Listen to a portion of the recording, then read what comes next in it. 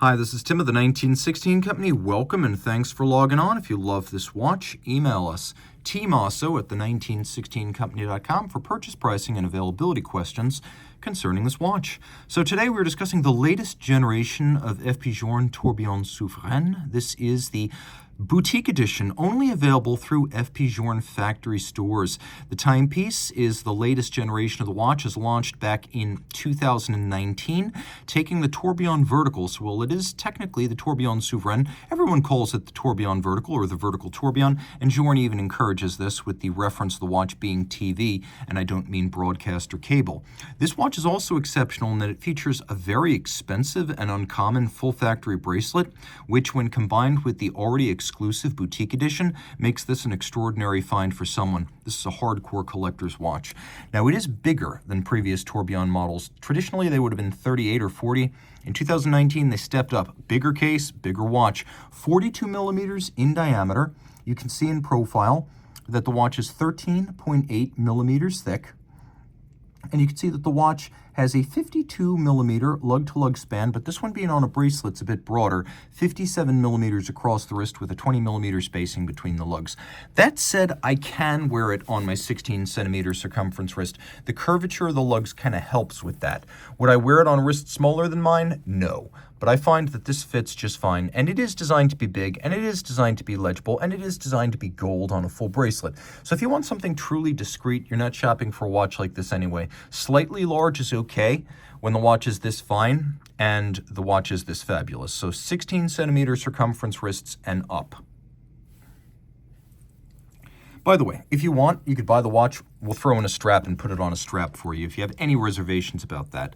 But the bracelet is a really cool piece. A 5-link design. You can see it has canted links, so they actually angle inboard with the center link being run straight down without a orientation one way or the other. You can see that there's an undulation and a multi-planar quality to this, such that the bracelet has good depth. Now everything is polished except the outer faces, which are satinated. You can see removable links on both sides of the clasp, so you can size this down and we will size it for you and make sure it fits. The clasp is friction fit. You can see it's a double fold, snaps shut, and it has the FP Journe logo on it, as well as the note that he invented and made it, although I don't necessarily think he did it while speaking Latin.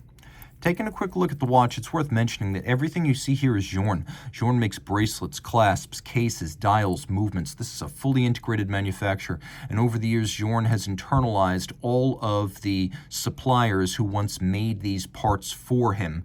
So when you buy a Journe, you're buying a watch that is all Journe. Taking a quick look at the case, you can see we have a conforming end link that matches both the slope of the lugs and the curve of the case, so it's a very integrated look. If you want something integrated but you don't want a sports watch, this will give you that. Taking a look at the case band, very simple. The lugs turn down, the bezel is domed, the flange of the case back and the bezel help to define the mid case. We have Journe's famous unsigned double dimple knurled crown, unmistakable even with a brand missing, but there's plenty of branding on the dial side. Journe, he invented and made it tourbillon with a constant force device and deadbeat second, and sure enough, it's got all that.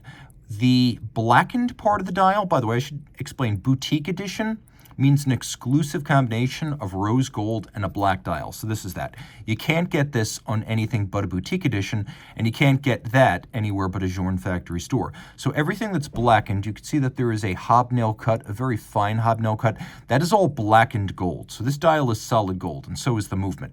But this little portion featuring the seconds, the hours, and the minutes, this is fired grand faux enamel, which is lustrous and glossy, gleaming, fired up to 20 times at 800 degrees. It's a small work of art by itself. You can also see that there is a deadbeat second function. This is because what appears from the dial side to be a deadbeat second is actually the extended pinion of a Remontoire d'égalité constant force device. So this is the Remontoire, and you can see it uses a linear spring and a secondary escapement so that once a second, energy from the mainspring goes to the escapement. So the idea is that for the first 48 hours of power reserve, provided you keep this wound every day, the tourbillon, courtesy of the Remontoire constant force, will always have constant amplitude, which allows for isochronous operation, which allows the Journe watchmakers to adjust it to keep incredibly exact time. So What'll happen if you let it keep running, it'll run for 80 hours before it stops. But after about 48 hours, you will see that this little deadbeat starts to scroll and sweep instead of jump. That is your sign that you need to wind the watch again to get the Remontoire constant force device operating. And you can see how the power reserve indicator, as you wind it, moves towards 0. This is not a problem. This is intentional.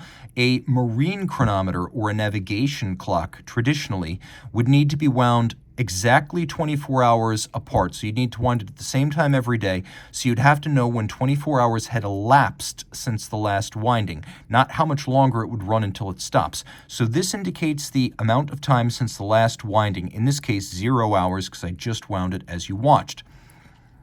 This little subdial, by the way, it's enamel on the top, but it's precious metal on its base plate.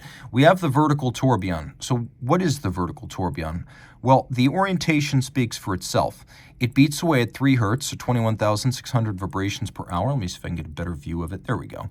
Now, 30-second tourbillon, meaning it makes 1 circuit every half minute, 2 circuits per minute. By moving faster, it is A, cooler to look at, and B, a better timekeeping organ. It uses an overcoil hairspring, which you could see here, a feature found on only elite FP Journe watches. It helps to keep the hairspring breathing concentric in any physical position or isochronous. Along with 6-position adjustment and the Remontoire, that makes this an extraordinary timekeeper, but that still doesn't explain why the tourbillon is now vertical, so maybe this will. Journe understands that the Remontoire, the free-sprung, 6-position adjusted balance, and the overcoil hairspring do all the heavy lifting to make this watch accurate when it's on the wrist. But when it's not on the wrist, it's going to be in one of 4 positions. It's going to be dial up, dial down, crown up, or crown down.